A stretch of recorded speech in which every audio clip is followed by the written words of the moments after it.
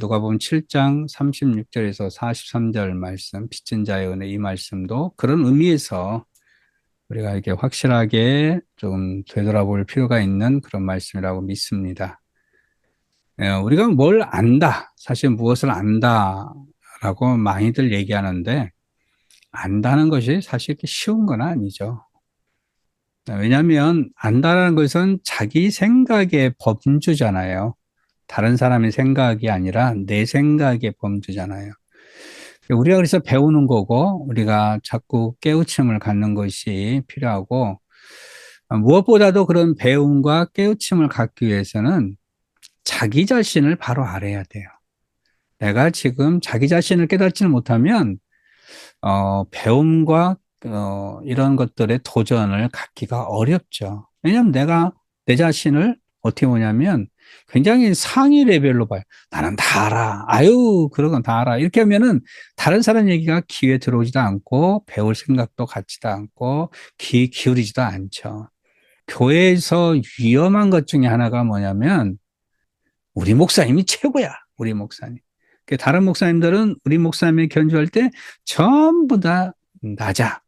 네, 그렇게 하는 순간부터 다른 목사님이 설교가 들어올 거야, 안 들어와요? 안 들어와요. 오직 자기 교회 목사님의 설교만이 들어오는 거죠. 그러니까 이게 이제 우리들이 그런 착각들을 많이 할 때가 있어요.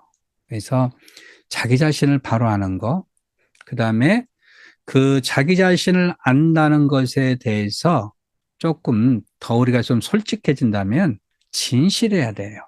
내 자신에 대해서 진실해야 돼요. 제가 자기를 아는 것과 자기 자신에게 진실하는 것.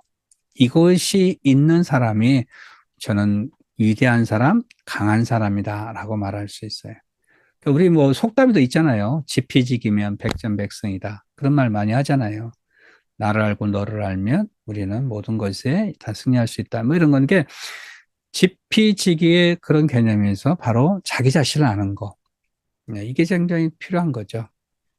그래서 이게 자기 자신을 제대로 모르면 많이들 이제 우리 속에 형성되어지는 것이 허세, 위선, 이런 것들이 많이 있고, 이제 요즘은 마스크맨이라고도 많이 하죠. 자기 자신을 이렇게 가리고 사는 사람들.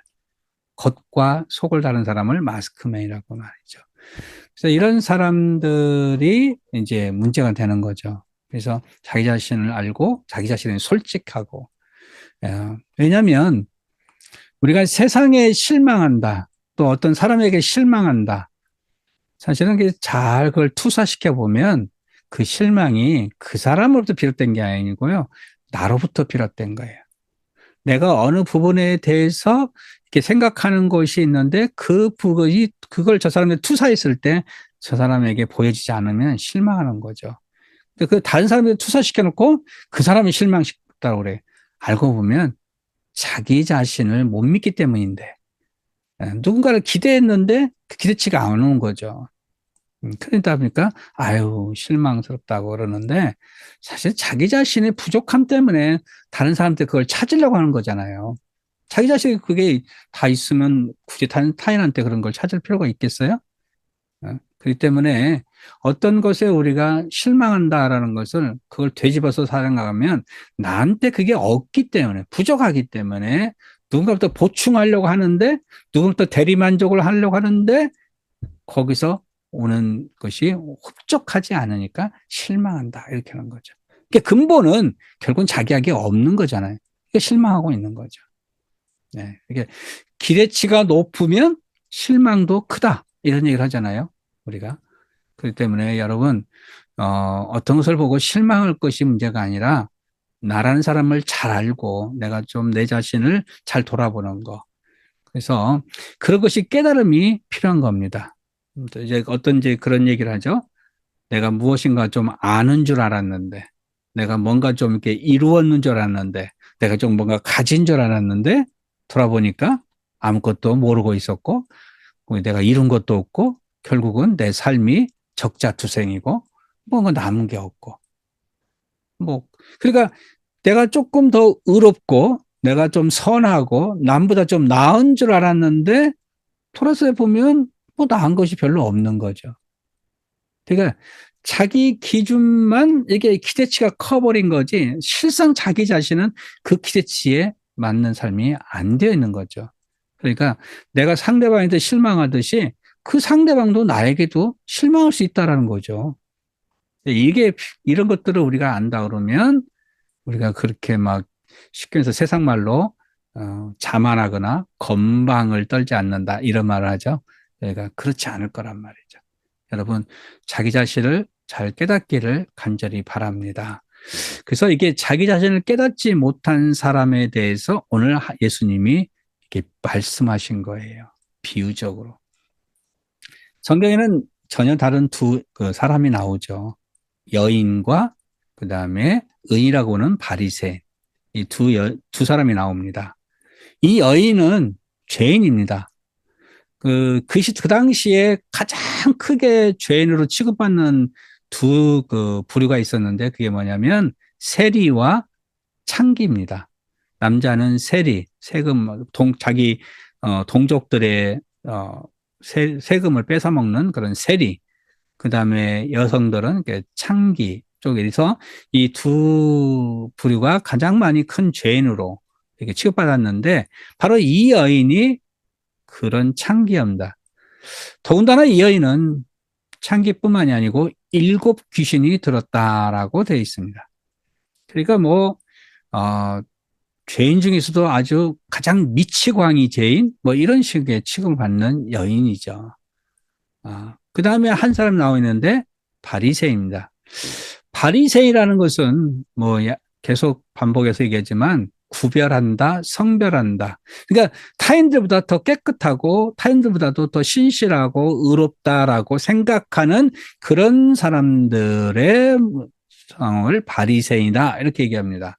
그러니까 하나님의 율법을 굉장히 잘 지키는 사람, 하나님을 잘 믿는 사람. 우리가 현대로 말하면 교회에 열심히 다니면서 교회에 열심히 헌신하면서 교회에 열심히 봉사하고 예수 잘 믿고 그런 사람들. 이게 바로 이제 바리새인이라고 말하죠. 근데 이제 이 바리새인이 이제 말씀에 대해서 이렇게 예수님이 막 추앙을 받고 많은 사람들이 막 추종하고 그 말씀 역사가 많이 일어나니까 이 시몬이 예수님을 자기 집으로 초대를 했습니다. 그래서 그 예수님을 초대해서 이제 말씀도 듣고 대접하려고 그런 경우겠죠. 그런데 이 여인이 거기에 나타난 거예요. 어떻게 보면 불청객이죠. 이 시몬은 이런 여인을 청빙할 리가 없어요. 그런데 이제 예수님을 따라다니는 게 사람이다 보니까 몰려다 보니까 불청객으로 들어온 거겠죠. 전혀 의도하지 않은 상황에서 왔겠죠. 근데 이 여인이 와서 예수님이 그 시몬의 집에서 이제 딱 계시는데 향유 담은 옥합을 가져와서 예수님 발밑에 하면서 눈물로 발을 적시며 머리털로 그 발을 씻기고 향유를 붓는 겁니다. 그러니까 너무 놀라운 지금 상황들이 벌어진 거죠. 예수님 앞에 스승이신 예수님 앞에 일반인들도 함부로 잘 접근을 못하는 상황인데 이 여인 그것도 7 귀신 들린 그때 당시에 가장 죄인으로 취급받는 여인이 와서 예수님 발 앞 밑에서 울면서 눈물로 적시고 머리털로 씻기고 입을 맞추고 향유를 부어 이건 굉장히 놀라운 일이죠. 이 시몬의 입장에서는 이 여인 굉장히 못마땅했을 거예요. 왜냐하면 바리새인 입장에서는 그렇잖아요. 뭔가 이렇게 좀 폼나게 딱 이렇게 예수님을 그런 식으로 모시고 예수님한테 딱 상단에 앉아서 말씀도 듣고 대접도 해드리고 막 이렇게 좀 폼나는 모양을 딱 꿈꿨었는데 어디서 이제 제가 좀 표현을 과하게 하겠습니까? 좀 죄송합니다. 좀 거지 같은 여자가 와가지고 말이야 이 분위기를 싹망쳐 이제 이런 분위기. 그러니까 여자를 못마땅했죠. 그것을 우리가 어떤 면에서 했냐면 예수님도 스승이잖아요. 바리새인이잖아요. 그러면 이 여인이 설령 어떻게 들어왔다 하더라도 예수님이 이 여인을 쫓아내야 되는 거 아니에요? 응? 더군다나 예수님은 선지자니까 거룩함을 흘리고 은혜를 충만하게 하시고 모든 사람을 다 율법과 그런 말씀으로 다 이끄시는 예수님 스승이신 선지자이신데 저렇게 더러운 여자 막 귀신 들리고 이게 막 이런 여자들을 가까이 오면은 물리쳐야 되는 거 아니야? 그게 바로 30절에 나옵니다. 아니 39절에 한번 보시면 예수를 청한 바리새인이 그것을 보고 마음에 이르되 이 사람이 만일 선지자라면 자기를 만지는 이 자가 누구며 어떠한 자 곧 죄인 줄을 알았으리라 하거늘. 못마땅하는 거예요. 아이 선지자라면 이 여인 모를 리가 없는데. 어? 그러니까 이 시몬의 입장에서는 이 여인을 보내고 나가라고 하고 멀리 좀 해서 지금 이 상태를 이렇게 뭐 어수선하게 만들면 안 되지 않느냐라고 생각하는 거죠. 이게 시몬 입장에서는 이 상황이 은혜로운 상황이 아니고 불경스러운 상황이라고 보는 거예요. 교회 와서 어떤 미친 여자가 와가지고 막 부으면서 할렐루야 하고 있는 꼴이나 똑같은 거죠. 그럼 여러분 교회에서 만약에 이렇게 된다면 여러분 어떻게 할 거예요? 끌고 나갈 거 아니에요? 예배 분위기 망치지 마시고 이러시면 안 됩니다.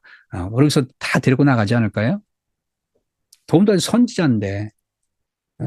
저도 요양 와서 예배 드리면서 늘 힘든 게 뭔지 아세요? 주는 사람 가면 외치는 어떤 어르신이 계세요. 밥 주세요. 밥 주세요. 시작부터 끝날 때까지 밥 달라고 하시는 어르신 있어요. 예배 시간에 계속 하면은 옆에 또 어르신이 짜증내. 아이, 목사님 지금 찬양하고 말씀 전하는데 왜 시끄럽게 그래? 에? 그런 경우도 있고요.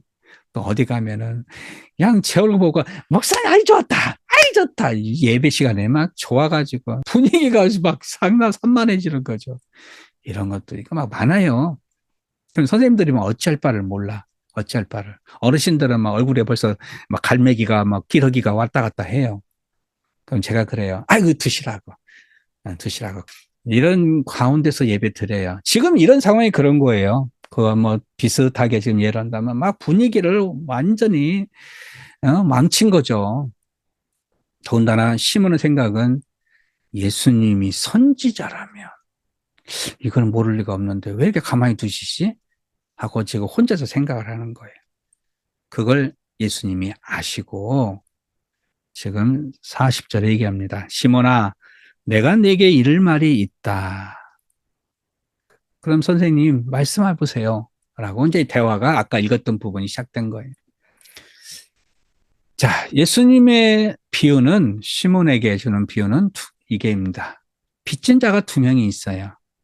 500데나리온과 50데나리온 빚을 진 두 사람이 있는데 두 사람 다 갚을 길이 없어요. 갚을 길이 없는데 둘 다 탕감해 줬어요. 그러면 누가 더 마음에 감동을 받고 누가 더 사랑하겠느냐라고 질문하는 겁니다. 이 시몬은 얘기를 합니다. 많이 탕감을 받은 자입니다. 그렇죠. 많이 탕감받.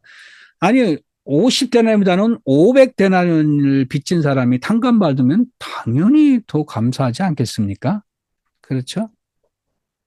이 이야기를 하는 의도는 우리 다 아십니다. 바리새인 너는 50데나리온 빚진 자라면 저 여인은 500데나리온 빚진 자다. 너는 죄가 조금밖에 없다면 저는 죄가 많다. 누가 더 나를 더 사랑하고 누가 더 하나님께 감사하겠느냐라고 질문하는 겁니다. 이 맥락에서 우리가 꼭 생각해야 될 게 있습니다. 상대적 기준과 절대적 기준인데요. 이 절대적 기준으로 보면 바리새인이 훨씬 낫죠. 그렇죠?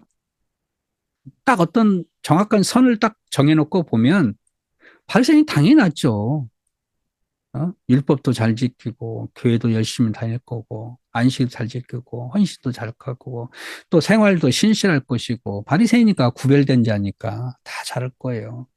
어떤 사람은 비교해도 훨씬 신실한 사람으로 다닐 거예요. 절대적 기준을 보면은 하나님 앞에서 이런 사람들은 축복받을 거라고 우리 늘 생각을 합니다. 그래서 우리도 저런 사람처럼 되고 싶어 하고 저렇게 믿음 좋은 사람처럼 됐으면 좋겠다라고 생각을 합니다. 생활 속에, 우리 모든 생활 속에서 그런 기준을 살지 않나요? 돈도 타인보다 내가 많았으면 좋겠고, 공부도 저는 내가 더 많이 했으면 좋겠고, 지위도 높았으면 좋겠고, 또 삶도 깨끗했으면 좋겠고, 우리 생활의 여유도 좀 높았으면 좋겠고, 우리는 어떤 기준 속에서 항상 높아지기를 원하는 게 우리들 아니에요?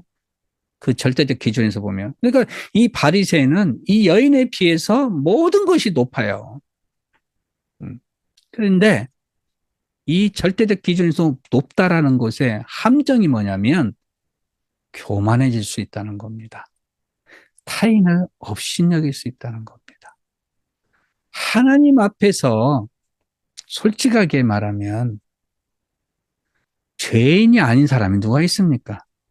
죄인의 경중은 좀 따질 수 있겠지만 하나님 앞에, 예수님 앞에서 죄 없는 사람이 누구예요? 성경에도 있잖아요. 의인은 하나도 없느니 모두 다 죄인이다. 다 죄인이죠. 정말 100% 의인인 사람이 있을까요? 없을 겁니다. 그래서 우리가 이 착각하는 것이 그거예요. 시몬은 이 여인보다 물론 다 모든 것이 높아요. 그런데 그렇다고 해서 시몬이 죄가 없는 거예요? 있어요. 예수님이 지금 얘기를 하는 게 그 관점에 한 포인트가 있습니다. 그래, 500데나리온 빚진 사람 엄청 많이 빚졌어. 그런데 50데나리온도 빚쟁이는 마찬가지야, 이 말이에요. 빚진 자는. 여러분, 우리는 다 모두 다 빚진 자입니다. 그 어떤 사람도 빚이 없는 사람이 없어요. 다 죄인이니까. 이 부분을 우리가 얘기를 합니다. 그래서 유명한 사람이 그런 얘기를 했죠. 이상의 의인은 하나도 없고 단지 두 종류의 죄인만 있다. 두 종류의 죄인. 뭐냐면 내가 죄인이라고 생각하는 죄인, 내가 죄인이라고 생각하는 죄인. 또 하나는 나는 의인이라고 생각하는 죄인이라는 거죠. 이 두 종류의 죄인밖에 없다. 그러니까 죄인이라고 생각하는 죄인은 자기 자신을 제대로 아는 사람이에요. 근데 의인이라고 생각하는 죄인은 자기 자신을 모르는 거야, 아직. 아까 그랬죠? 자기 자신을 정확히 잘 점검하고 자기 자신을 알아야 된다. 어쩌면 이 여인은 솔직히 자기가 죄인이라고 고백하고 예수님 앞에 발의 향유를 보니까 어쩌면 더 편할 수 있어요. 난 죄인입니다. 근데 이 시몬은, 나는 솔직히 말하자면 시몬은 가식적인 삶을 살아야 되니까 나의 죄를 가리면서 드러나지 않도록 누가 볼까봐, 누가 알까봐 쉬쉬하면서 살아야 되니까 굉장히 힘들 것 같아요. 잔머리 잘 굴려야 될 거야, 아마. 남들이 모르도록. 자기만 아는 죄가 있으니까. 우리 그런 사람들 많지 않나요? 솔직한 사람이 좋은데 남을 의식해서 남에게 보여주는 거칠의 모습으로 살아가는 사람. 그래서 그런 사람들은요, 말수가 적습니다. 왜? 저처럼 말 많으면 실수할까봐. 그래서 말을 적게 합니다. 바로 그런 거예요. 여러분은 어디 쪽입니까? 우리가 모두 다 죄인이라는 것을, 그걸 꼭 깨닫는 것이 매우 필요합니다. 그래서 절대적 기준으로 사람을 평가하는 게 아니고요. 상대적 기준으로 우리가 봐야 됩니다. 상대적 기준이라는 것은 그 사람에게 맞춰진 기준입니다. 부자와 가난한 자가 절대적 기준에 보면은 부자요, 가난한 자입니다. 그런데 상대적 기준을 보면은 부자는 계속 끊임없는 가난한 자입니다. 왜냐하면 100억 있으면 1000억을 갖고 싶어 하기 때문에 끊임없이 가난해요. 이게 부자가 아니니까 절대적 기준을 봤을 때 부자죠. 우리가 봤을 때 부자지 그 사람들은 자기들은 부자가 아니라고 그래요. 왜냐하면 끊임없이 더 많이 가져야 되니까. 이걸 보고 상대적 기준이라고 하죠. 그 사람이 맞춰서 만들어진 기준이죠. 그래서 우리가 이것을 꼭 얘기를 해야 됩니다. 그래서 여러분들 고백하기를 바랍니다. 바르게 살려고 막 애쓰잖아요. 진짜 바르게 살려고 애쓰는 사람들은요, 자칫하면 교만한 사람이 될 수 있어요. 너무 바르게 산다고 그 잣대다 보니까 모든 사람들이 그게 안 맞으면 다 업신여기게 되고 그 사람들이 잘못된 걸로 우리가 평가해 버리는 거예요. 그렇기 때문에 바르게 사는 건 좋지만 교만한 사람이 되지 않도록 노력하셔야 되고요. 우리가 선을 위해서 산다고 하잖아요. 선을 위해서 싹 사는 사람이요. 그 선의 모습을 유지하려니까 위선자가 되는 사람들도 꽤 있어요. 그래서 우리가 그런 얘기잖아요. 그 사람 굉장히 착한 줄 알았더니 알고 봤더니 아주 사악한 사람이었다는 말을 우리가 하는 이유가 바로 그런 거죠. 위선자예요. 겉으로만 선하게 사는 것처럼. 여러분 깨끗하게 살려면 어떻게 되는 줄 알아요? 깨끗하려면 어지르지 않으면 되잖아요. 그러니까 게으른 자만 되면 돼요. 절대 걸리지 마시고요. 일하지 마세요. 왜냐하면 일을 하면 더러워져요. 걸리면 더러워져요. 그러니까 아무것도 하지 말고 가만히 둔 채로 그냥 잠만 자고 그러면 게으른 자가 되면 깨끗하게 살 수 있습니다. 이런 거예요. 그러니까 우리가 가끔씩 이게 착각하는 경우들이 많이 있어요. 여러분, 우리 말씀을 꼭 기억하면서 그 누구도 절대적으로 높고 낮음이 없음을 꼭 기억하기를 간절히 축원합니다. 우리는 모두 다 빚진자입니다. 우리는 다 모두 다 죄인입니다. 다만 그 죄가 많냐 적냐 이런 건데 하나님 앞에는 그런 건 아무 의미 없어요. 내가 죄들 많이 적건 적게 적건 하나님께 이 죄를 고백하는 자가 하나님 앞에 고백하는 자가 하나님의 믿음으로 역사될 줄 믿습니다. 우리 로마서 한 장 읽겠습니다. 로마서 7장 18절 19절 같이 있습니다. 내 속 곧 내 육신에 선한 것이 거하지 아니한 줄을 아노니 원함은 내게 있으나 선을 행하는 것은 없노라. 내가 원하는 바 선은 행하지 아니하고 도리어 원하지 아니하는 바 악을 행하는구나. 24절 말씀도 있습니다. 24절 오호라 나는 곤고한 사람이로다. 이 사망의 몸에서 누가 나를 건져내랴. 아멘. 사도 바울이요. 자기가 선에 거한 줄 알고 선을 행하려고 막 했었는데 알고 보니까 악을 더 행하고 있는 자신의 모습을 보게 된 거예요. 나는 정말 진실하게 살려고 노력했는데 알고 보니까 나는 많은 거에서 죄된 모습, 악을 행하는 거죠. 그래서 나는 곤고한 사람이다. 누가 날 건져내 줄까? 여러분, 우리 자신 완전한 선한 자는 없습니다. 주 앞에서 빚진 자로서 죄된 자로서 늘 자신을 돌아보면서 살아갈 수 있는 저한 되시기를 간절히 소원합니다. 기도하겠습니다.